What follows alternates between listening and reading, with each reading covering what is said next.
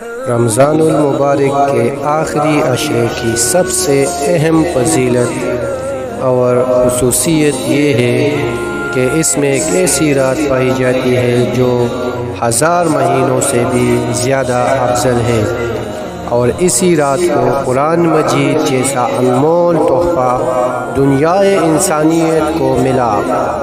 اللہ سبحانہ و تعالیٰ نے اس رات کی فضیلت میں پوری سورہ نازل فرمائی، جسے ہم سورہ قدر کے نام سے جانتے ہیں۔ ارشادی باری تعالیٰ ہے ترجمہ: ہم نے اس قرآن کو شب قدر میں نازل کیا ہے، اور تم کیا جانو کہ شب قدر کیا ہے؟ شب قدر 1000 مہینوں سے زیادہ بہتر ہے۔ فرشتے اور روح اس میں اپنے رب کے اذن سے ہر حکم لے کر اترتے ہیں۔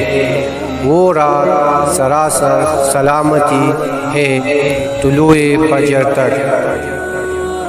اس صورت میں شب قدر کی متعدد فضائل مذکور ہے۔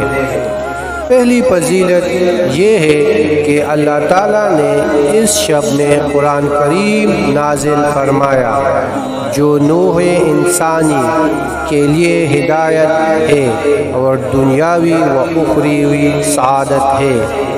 دوسری فضیلت، اس صورت میں اس رات کی تعظیم اور بندوں پر اللہ کے احسان کو بتانے کے لیے سوالیہ انداز اختیار کیا گیا ہے۔ تیسری فضیلت یہ ہے کہ یہ رات 1000 مہینوں سے بہتر ہے۔ چوتھی فضیلت یہ ہے اس رات میں فرشتوں کا نزول ہوتا ہے۔ فرشتے خیر و برکت اور رحمت کے ساتھ نزول کرتے ہیں۔ پانچویں فضیلت یہ ہے کہ یہ رات سلامتی والی رات ہے، چونکہ اس رات میں بندوں کی عذاب و عقاب سے خلاصی ہوتی ہے۔ چھٹی فضیلت اس میں یہ ہے کہ اللہ تعالیٰ نے اس شب سے متعلق پوری ایک سورت نازل فرمائی، جو روز قیامت تک پڑھی جائے گی۔ اللہ تعالیٰ نے سورہ دخان آیات نمبر 3 میں یوں بیان فرمایا ہے: بے شک ہم نے قرآن کو ایک بابرکت رات میں نازل کیا ہے، بے شک ہم ڈرانے والے تھے۔ اور یہ رات ماہ رمضان میں تھی، جس کی تصریح اللہ تعالیٰ نے سورہ بقرہ آیات نمبر 58 میں فرما دی ہے۔ رمضان کا مہینہ وہ ہے جس میں قرآن نازل کیا گیا ہے۔ شب قدر کی علامات کیا ہے؟ حضرت عبادہ بن صامت رضی اللہ عنہ سے روایت ہے، یہ رات چمکدار اور صاف ہوتی ہے، نہ زیادہ گرم اور نہ زیادہ ٹھنڈی ہوتی ہے، بلکہ بینی اور معتدل ہوتی ہے۔ اس رات کو شیاطین کو ستارے نہیں مارے جاتے۔ آسمانوں کی طرف نگاہ اٹھا کر دیکھنے سے آنکھوں میں نور اور دل میں سرور کی کیفیت پیدا ہوتی ہے۔ شب قدر کی بعد والی صبح کو سورج میں تیزی نہیں ہوتی۔ اس رات میں عبادت کی بڑی لذت محسوس ہوتی ہے اور عبادت میں خشوع و خضوع پیدا ہوتا ہے۔ بعض لوگوں نے دیکھا کہ ہر چیز سجدہ کرتی ہے، یہاں تک کہ درخت بھی سجدہ کرتے ہیں، اور اس رات پانی میٹھا ہو جاتا ہے۔ ام المؤمنین حضرت عائشہ صدیقہ رضی اللہ عنہا فرماتی ہے کہ میں نے عرض کی، یا رسول اللہ، مجھے بتائیے کہ میں لیلۃ القدر کو کیا دعا مانگوں؟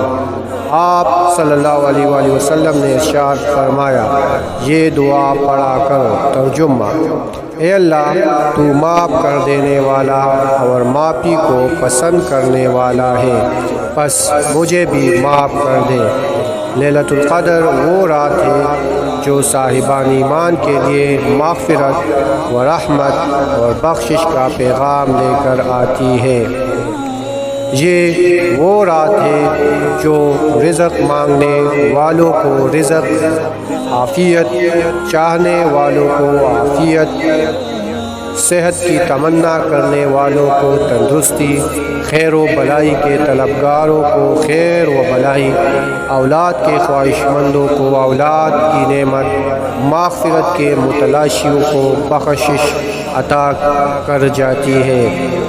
اس عظیم الشان رات کی عبادت اور اجر و ثواب کے حوالے سے حضرت ابو ہریرہ رضی اللہ تعالیٰ عنہ بیان کرتے ہیں کہ آپ صلی اللہ علیہ وآلہ وسلم کا ارشاد گرامی ہے، جو شخص لیلۃ القدر میں ایمان کے ساتھ اور اجر و ثواب کی نیت سے نماز میں قیام کرتا ہے تو اس کے پچھلے سارے گناہ معاف کر دیے جاتے ہیں۔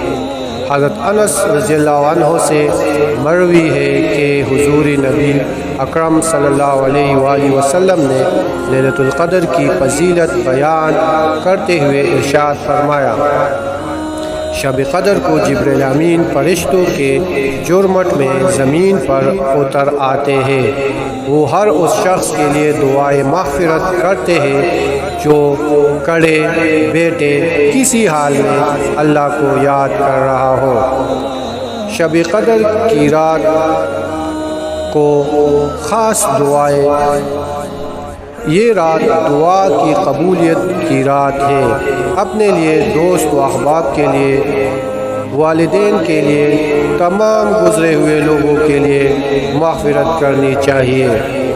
اس رات میں دعا میں مشغول ہونا سب سے بہتر ہے، اور دعاؤں میں سب سے بہتر وہ دعا ہے جو حضرت عائشہ رضی اللہ عنہا سے منقول ہے، یعنی ترجمہ ہے، اے اللہ تو معاف کرنے والا ہے اور معاف کرنے کو پسند کرتا ہے، تو مجھے بھی معاف فرما دے۔ اللہ تعالیٰ ہم سب کو شب قدر کی برکت اور فضیلت عطا فرمائے۔